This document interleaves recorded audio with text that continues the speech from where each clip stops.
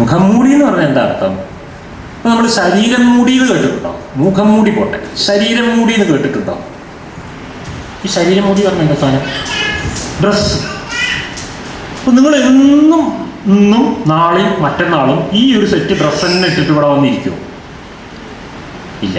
അഥവാ അങ്ങനെ ഇരുന്നാൽ നിങ്ങളുടെ അടുത്തതൊക്കെ എന്നും കണ്ടുകൊണ്ടിരിക്കുന്ന ആൾക്ക് ഒരു ചെറിയ ചിന്ത വരില്ലേ? പിന്നെ 2-3 ദിവസം ഇടാൻ തുടങ്ങിയാൽ കുറച്ച് ദൂരെ ഇരിക്കാൻ തുടങ്ങില്ലേ? ഈ ശരീരം മൂടി നമ്മളിങ്ങനെ മാറ്റാറില്ലേ?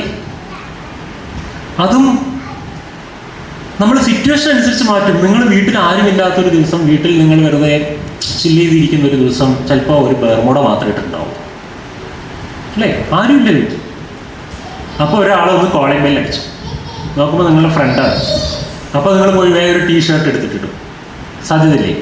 നിങ്ങളുടെ മുന്നിൽ, നിങ്ങളെ ഒരാളുടെ മുന്നിൽ പ്രസൻറ്റ് ചെയ്യണമെന്ന് തോന്നുമ്പോൾ നിങ്ങളുടെ ശരീരം മൂടിയുടെ ഇത് മാറ്റുന്നില്ലേ? ആ സെറ്റിങ് മാറ്റുന്നില്ലേ?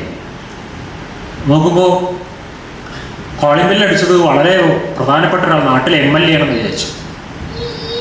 അപ്പോഴോ വേറെ ടീഷർട്ട് മാത്രമാണോ ഇടുക? പോയിട്ട് കംപ്ലീറ്റ് ഒരു ഡ്രസ് കോഡിലേക്ക് പോയിട്ട് വരില്ലേ?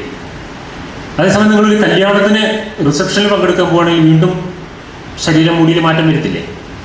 അപ്പോൾ നമ്മൾ മുന്നിലുള്ള ആൾക്കനുസരിച്ച് ശരീരം മൂടികളിൽ മാറ്റം വരുത്തുന്നുണ്ട്. അത് നമ്മളുടെ ഒരു രീതിയാണ്. അത് ആളുകൾക്ക് ഇഷ്ടമാകും, അല്ലേ? അപ്പോൾ ഒരു വ്യക്തിയുടെ കയ്യിൽ നിറയെ പെർസോണകൾ ഉണ്ടെങ്കിൽ അയാൾ നല്ല പേഴ്സണാലിറ്റിയും, കുറച്ച് പെർസോണയും കൊണ്ട് ജീവിക്കുന്നവൻ മോശം പേഴ്സണാലിറ്റിയാണ്. അതായത് കൂടുതൽ മുഖംമൂടികളുള്ളവൻ നല്ല പേഴ്സണാലിറ്റി, കുറച്ച് മുഖംമൂടികളുള്ളവൻ മോശം പേഴ്സണാലിറ്റി. അപ്പോൾ ഈ മുഖംമൂടി എന്ന് പറഞ്ഞാൽ എന്താ? അപ്പോഴേക്കും ഒരു നെഗറ്റീവ് സെൻസിൽ ചിന്തിക്കും നിങ്ങൾ അതിനെ. അങ്ങനെയല്ല.